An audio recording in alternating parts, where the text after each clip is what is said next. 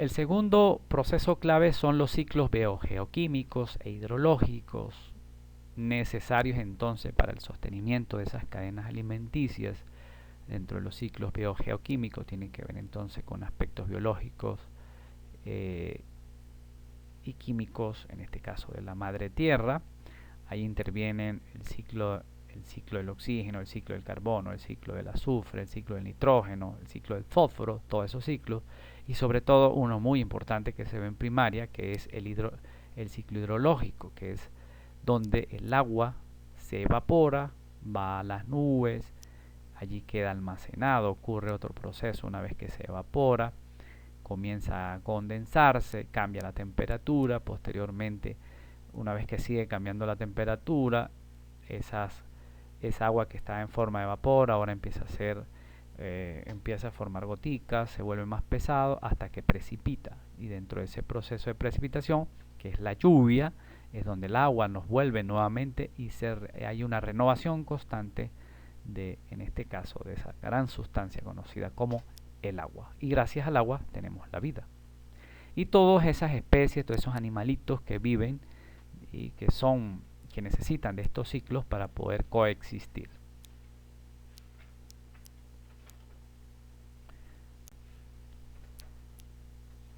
Entonces, visto esto, visto esta lámina, el agua fundamental, hay un proceso, como ya lo dijimos, de evaporación. El agua se vuelve gas gracias a la temperatura y al intercambio de energía con el sol. Luego se condensa, se almacena en las nubes. Las nubes, cuando las vemos muy negras, quiere decir que están muy cargadas de agua, de humedad. Luego tanto peso desarrollan que precipitan, ya la nube no puede, y entonces la temperatura cambia y comienzan a descender esas goticas. Esas goticas caen en el suelo las absorbe, hay infiltración. Otra parte se va a través de los ríos, que es lo que se conoce como escorrentía, hasta que finalmente pues llega a circular a través de estos ríos, quebradas, hasta llegar nuevamente al mar. Y ese es el gran ciclo hidrológico que permite que el agua se purifique de manera natural.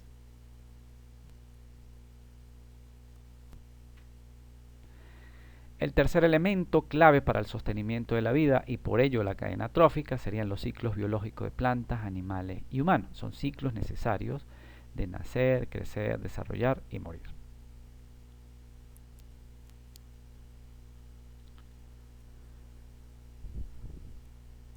Veamos entonces algunos ecosistemas andinos, nuestros, venezolanos, a la hermosa laguna de Urao.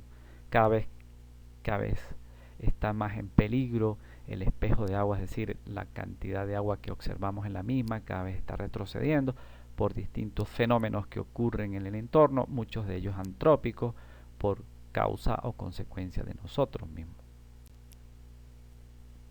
Los páramos andinos, espectaculares páramos andinos, esto es detrás de la cara del indio, que lo observamos desde acá de Mérida, mirando hacia la Sierra de la Culata. Detrás está la cara del indio y este es el gran páramo de los conejos. Hermoso lugar que todavía se conserva y que debemos seguir conservando, en este caso como parque nacional. La magia de la naturaleza, una vez más, visto en este hermoso valle, este hermoso páramo de los conejos.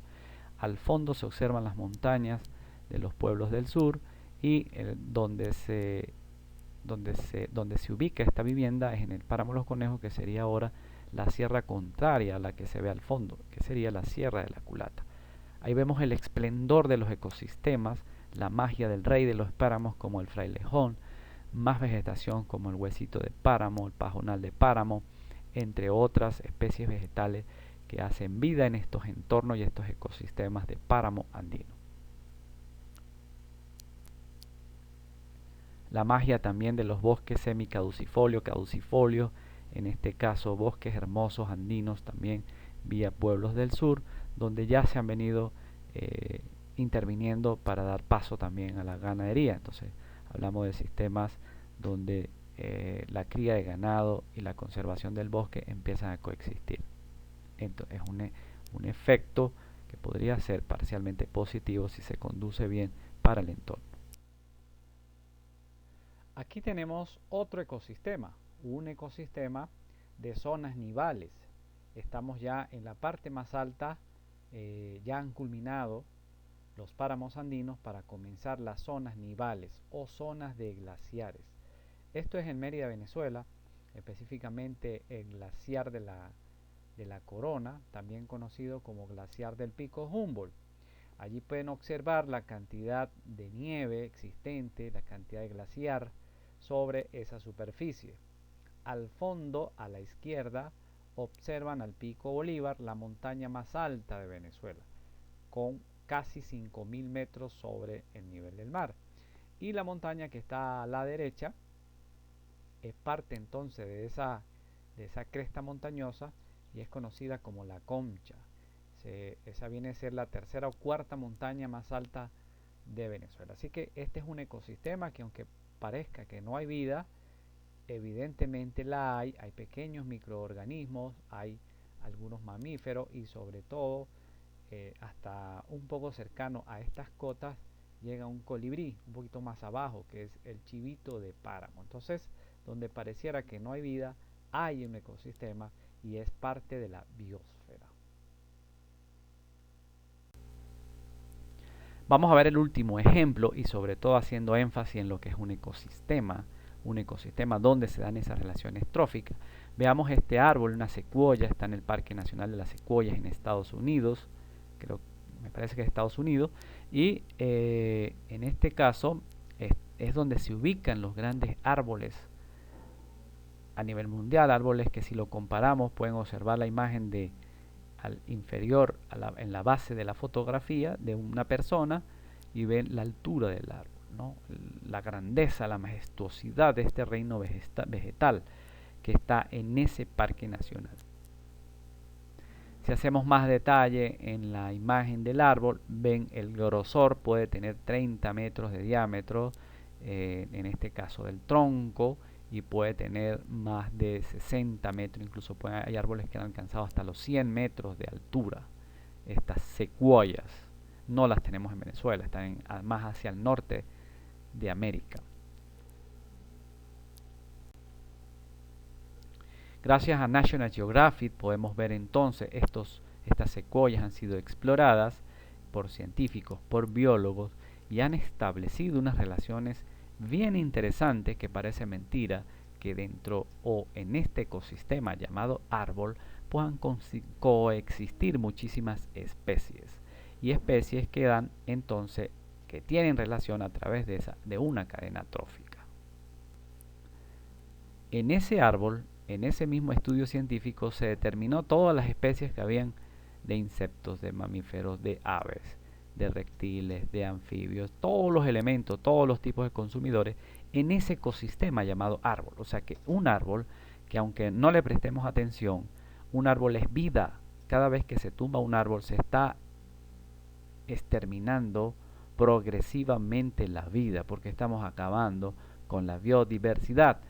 Entonces esta imagen revela todo lo que en ese árbol hay, que fue evaluado por los biólogos que estuvieron haciendo la evaluación en el árbol, en la gran secuoya, y podemos ver todos los animales, insectos, en este caso también arañas, mariquitas, escarabajos, hormigas, bachacos, mariposas, murciélagos, aves, todos en ese gran ecosistema que es la base, en este caso un organismo productor, el reino vegetal.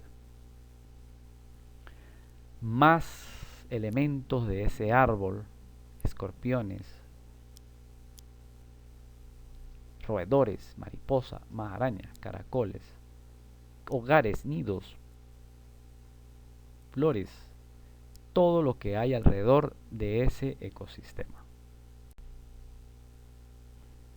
Y efectivamente las relaciones que se van dando entonces entre esos animalitos. Si ese árbol se tumba en este momento, la pregunta es, ¿a dónde van todas esas especies? ¿Qué pasaría con todos esos consumidores primarios, secundarios, terciarios? ¿A dónde van? Entonces cuando la fauna empieza a movilizarse, producto de la tala, la deforestación, cuando ya la tala es mayor, o de los incendios forestales. Cada vez que hay un incendio se está exterminando la vida.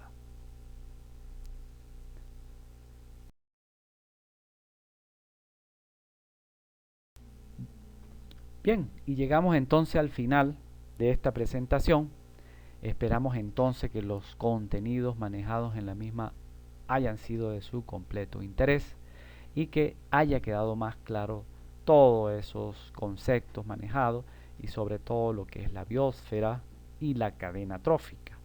Relacioné esos dos elementos porque no tiene sentido hablar de la cadena trófica si no le damos el contexto de la biosfera. Y entonces en ese sentido es mucho más integral el conocimiento. Como profesor de ecología industrial, estos conceptos para ustedes, estos elementos y sobre todo para despertar la conciencia de ser mejores ciudadanos. Por ello mi esfuerzo como profesor universitario en ir al bachillerato para que esos conocimientos queden bien consolidados y firmes en la formación de ese ciudadano que se va a enfrentar al mundo en el corto, mediano o largo plazo, o que ya se está enfrentando y que de hecho queremos que esa relación sea armónica, es decir, de mínimo impacto, de mínimo daño, de mínima afectación. Si queremos un planeta sano, vivo y de calidad, todos tenemos que esforzarnos para cuidarlo. Pequeñas acciones multiplicadas por todos, por más pequeña que a usted le pueda parecer lo que va a hacer, puede tener efectos masivos. Así que no olvidemos ese mensaje. Pequeñas acciones en pequeños lugares, multiplicada por mucho, puede tener efectos masivos sobre la madre tierra, la Mantapó, la Pachamama. Mantapó en lengua indígena nuestra propia. Cualquier comentario, cualquier duda, no, lo único que tienes que escribirme a mi correo electrónico, a mi fuente de contacto, y con mucho gusto le responderé. Espero entonces que estos contenidos hayan sido de su interés, sobre todo para los estudiantes de bachillerato y también para los padres que tuvieron la posibilidad de apreciar este trabajo. Muchas gracias por su atención, muchas gracias por permitir entrar a su ordenador y sobre todo llevar este mensaje, llevar estos contenidos para que la cadena trófica quede consolidada y sobre todo la biosfera. Gracias por estar allí y será entonces hasta un próximo contacto.